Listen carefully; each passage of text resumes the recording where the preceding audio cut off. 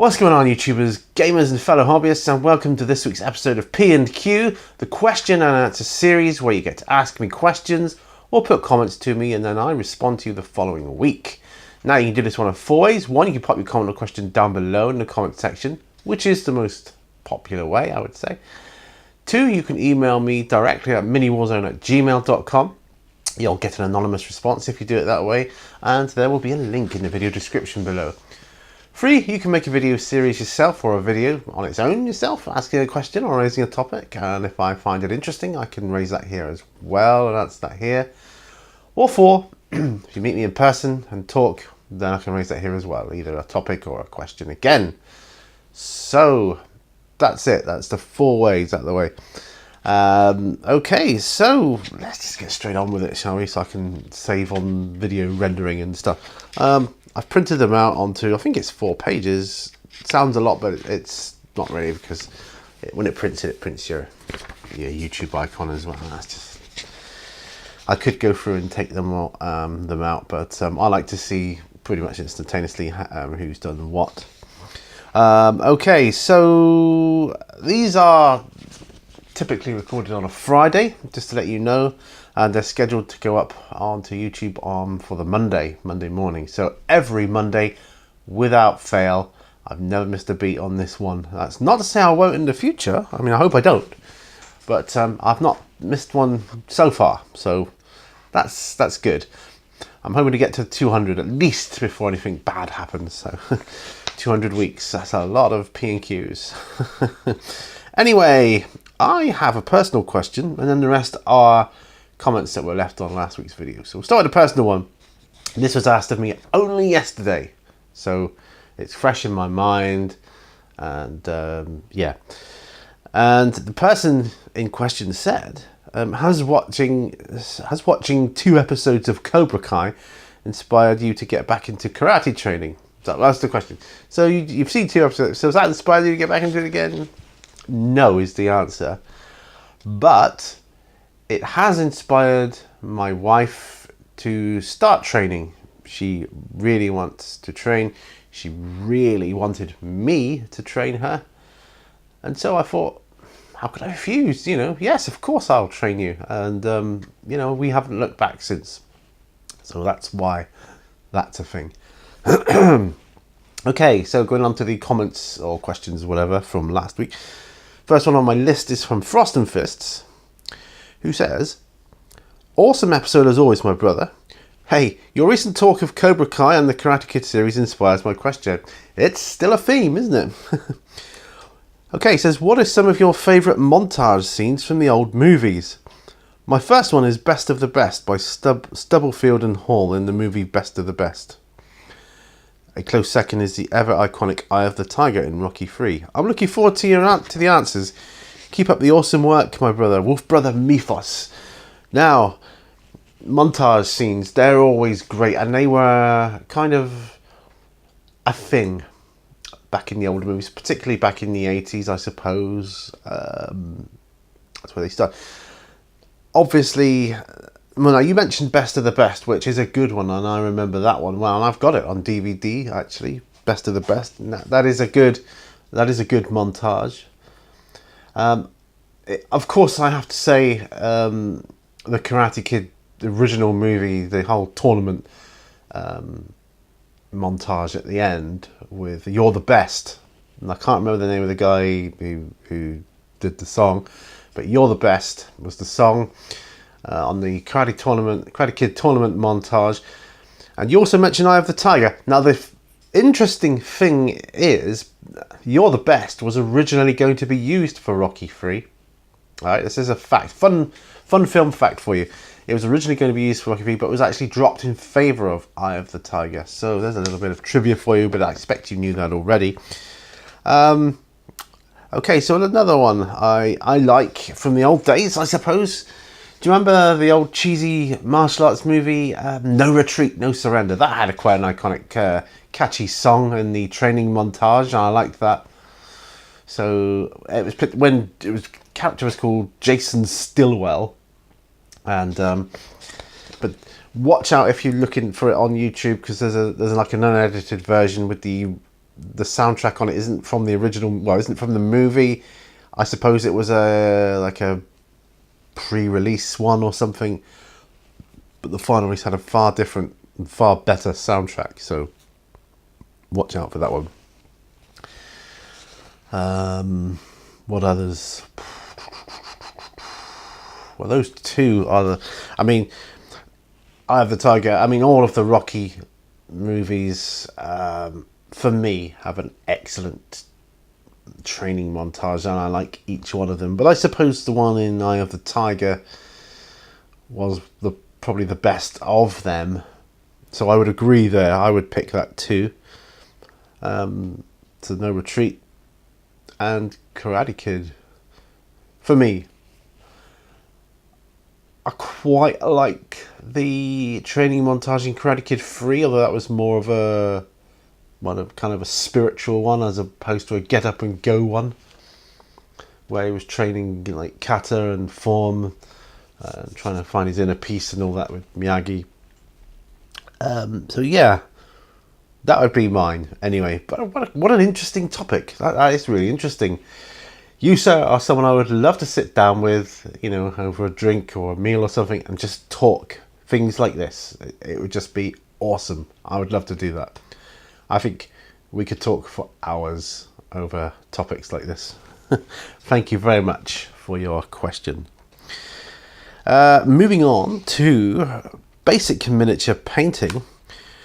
He says, awesome P&Q. If you were a character in the Hobbit franchise, who would you be? And awesome news on Bex Gooding's book. Oh, thank you. Yes, it won't be long now. I suspect it won't be long now. But yeah. So her book will be out, I think, by the end of the summer. It's certainly on schedule for being released end of the summer. If I was a character in the Hobbit franchise, who would I be? Now, these type of questions are you can take them two ways. You can answer them literally, who do I think I most likely resemble or would most likely be, or who would I like to be? So I'm going to answer it in twofold here. Who would I most like to be from the Hobbit franchise? I'd most like to be...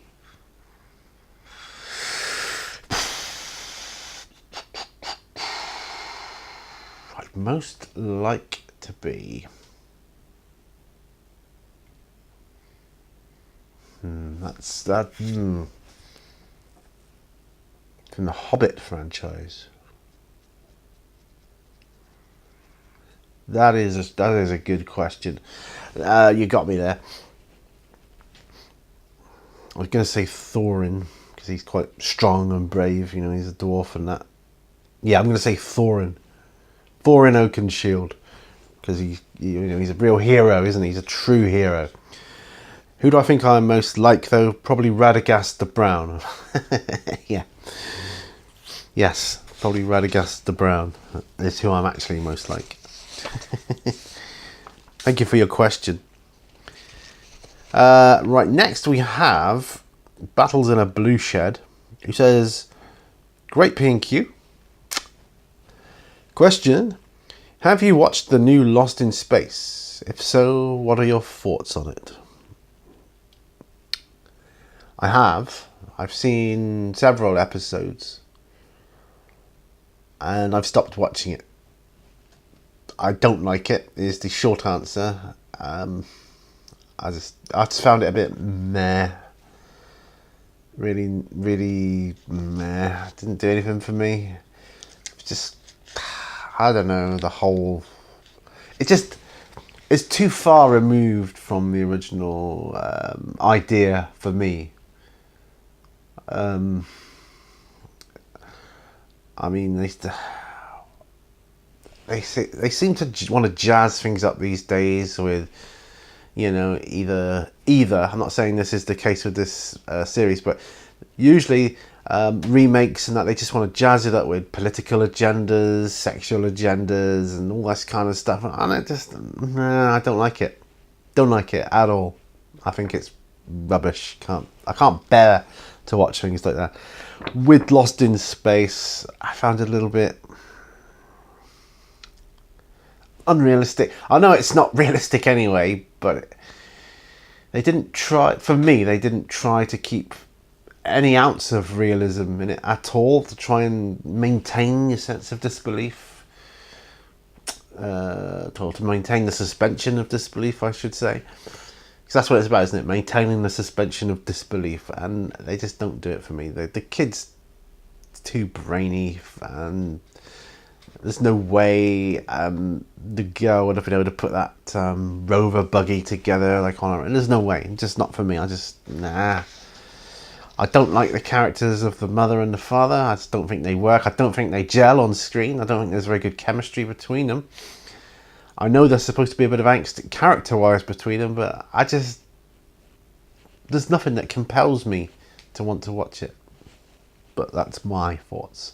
I'm sure a lot of people love it, but I'm just not one of them. Okay. Big Mech Dansko. Hello, sir. He says, another great P&Q. I believe you're into RPG as well as tabletop gaming. Yes. Do you watch any RPGs on YouTube? Yes, I do. I have found the Star Trek Adventures RPG run by Geek and Sundry in the Shield of Tomorrow to be particularly entertaining. Yeah, there's several I watch. One I like, it's called Dungeons and Dragons, I believe. That's the name of the channel. There's all sorts. Something Entertainment. Several. I'll try and remember to look into them for YouTube channel of the weeks. But yeah, there are several. The Star Trek Adventures RPG run by Geek and Sundry. That'd be quite interesting, actually. I'm not subscribed to Geek and Sundry, but I may do. I might check them out. So thank you for that. I'll have a look. I think that's the one with Will Wheaton. So that would be quite interesting, particularly a Star Trek Adventures RPG. That would be good. Yeah, there's another one's called D20, isn't it? I'm just trying to think of the names of them. I just can't remember the names of the channels now, but I do. There's about 4 or 5 I watch that have campaigns on, like RPG campaigns, from D&D to Call of Cthulhu to Cyberpunk. Yeah, I'm looking for a World of Darkness one.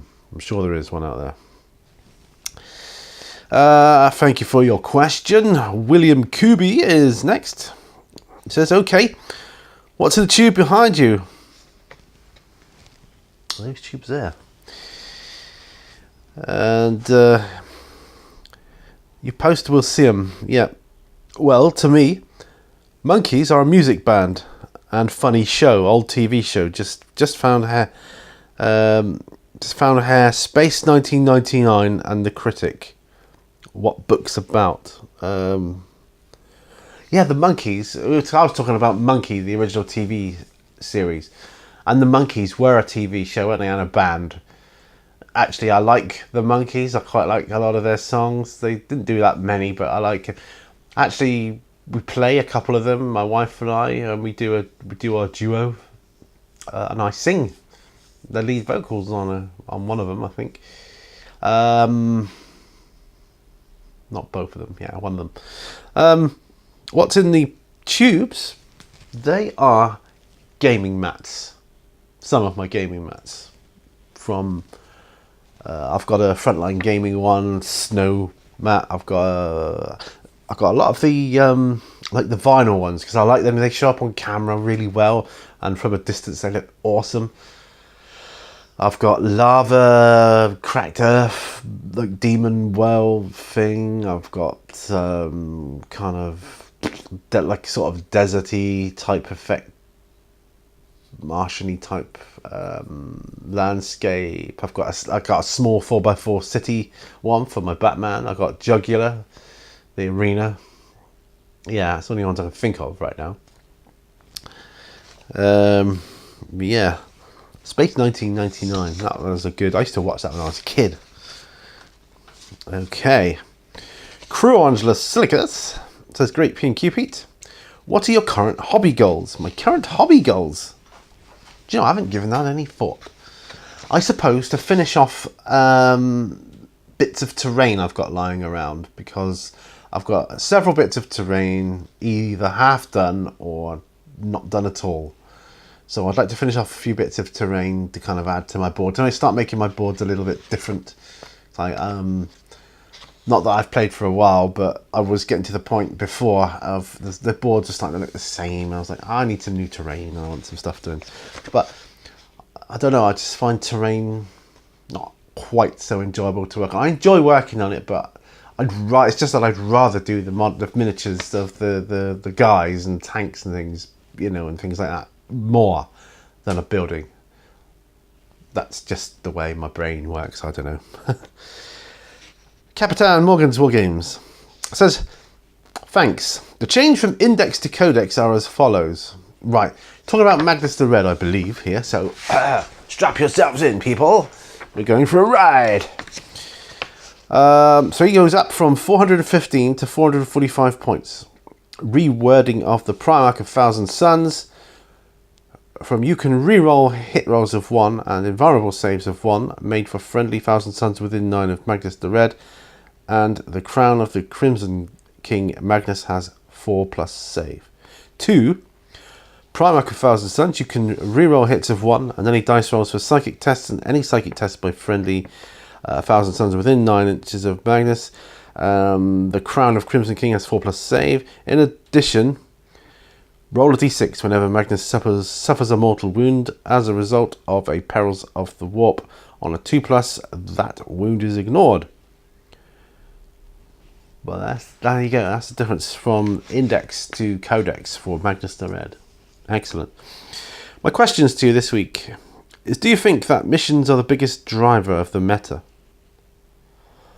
And how can the community, Games Workshop, etc.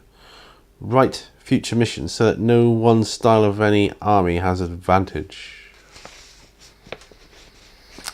My questions to you this week. Okay, do I think that missions are the biggest driver of the meta? No, I don't. I think that people's fandom of their own armies are what drives the meta. People's enthusiasm for their armies and their talk of it, you know, either in public or on forums, that kind of thing. Or even battle reports you may see on YouTube, and you watch it and you think, cool, I've never faced 6 flying hive tyrants before. How did he brought this to try and combat it? But I think I'm going to try and do this because I want to enter a tournament and I'm likely to face that, you know, that kind of thing.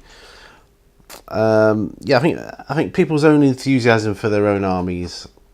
Trouble with me is I'm into so many. That's my problem. I don't specialise enough. But I like everything. How can the community... Excuse me. Sorry. Oh, the joys of MS, eh? I think I'm going to have a sip of Willerbark tea. I haven't had a sip yet. No, gone through the whole episode thus far without one. So excuse me a moment.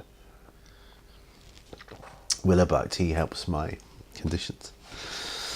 Done all right so far this morning. You know.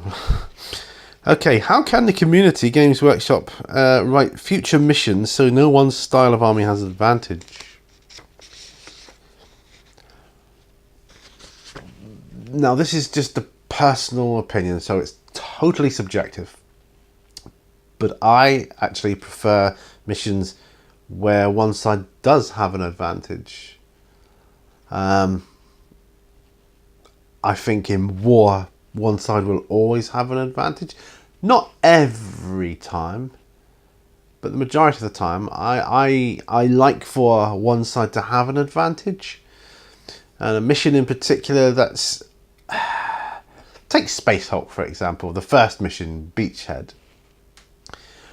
Now, I feel, I've always felt that the mission was heavily in favour of the Blood Angels, and the Tyranids were kind of at a bit of a disadvantage on that mission. I just feel that, but I feel it gives you a greater sense of accomplishment if you should draw, kind of almost draw or win with the underdogs at that point. And I think the same is true of missions in Warhammer. A mission that heavily favours one side, and the other side is, if someone has to capture something and one side has to defend something, the defenders are heavily at a disadvantage. I think it's so much more rewarding than a game of like even Stevens. It's like, yeah, that's got its place, don't get me wrong, because I'm also a fan of War Machine and Hordes, which I feel particular is much more balanced, and that can have its own rewards, kind of like a complicated game of chess, basically, where no one side is better off than the other. You can get missions for that, but I like missions where one side is does have an advantage. I just prefer it. That's just my own personal thing. Okay, you go on to say, do you think that because the 40k universe is in different stages of technological development, that the game will ever be truly balanced? No, I don't. And like I was saying, and I don't think it should be, because such is war. And like I say, it's a game, and in a game where you're playing a disadvantaged side, it's so much more rewarding when you do win.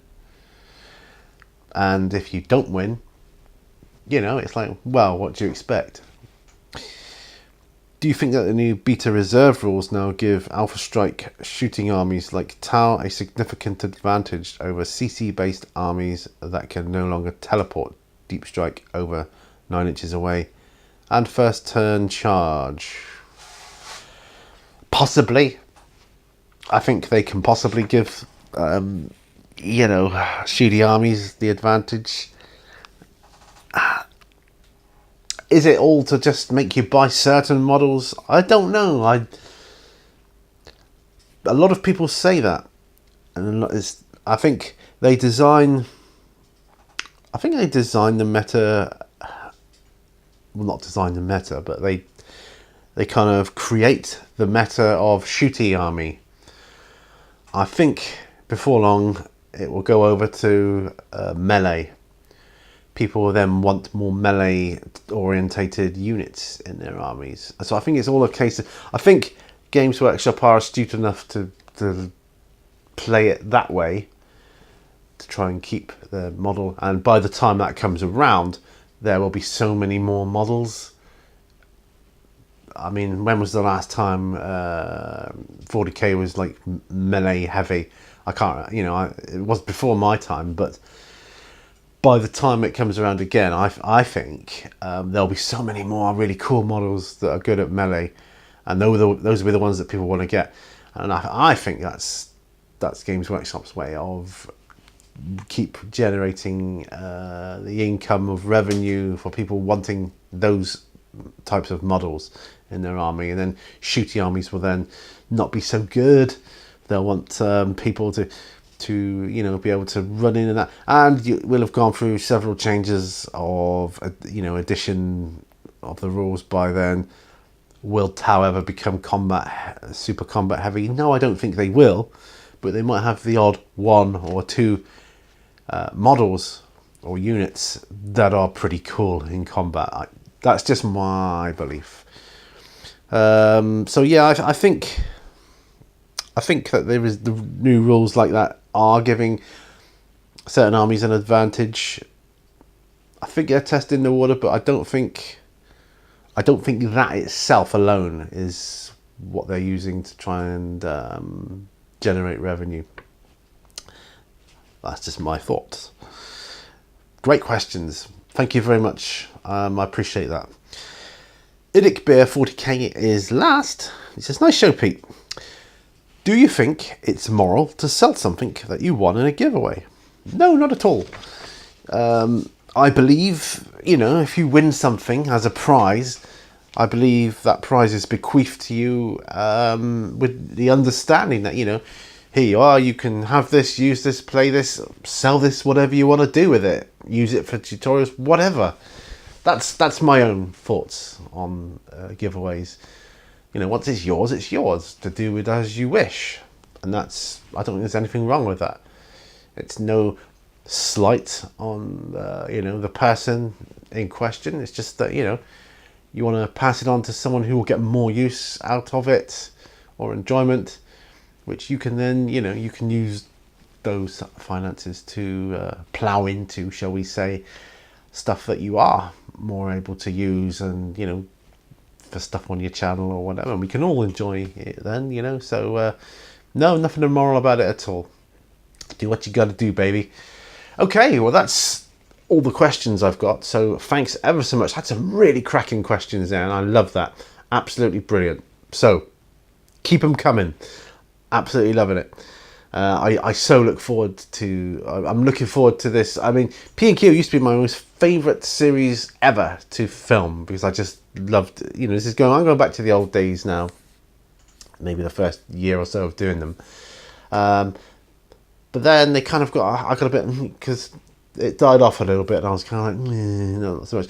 I enjoy the On the Bench series more now, although it's not as popular. But I prefer. It's what you prefer making as a YouTube content creator, isn't it? But with the recent influx of questions and new kind of YouTube personalities coming on board, I am really enjoying them again, and super looking forward to like the next week's one. I can't wait. So thanks ever so much. Keep those questions coming in. Remember, all brushes lead to war, and bye for now.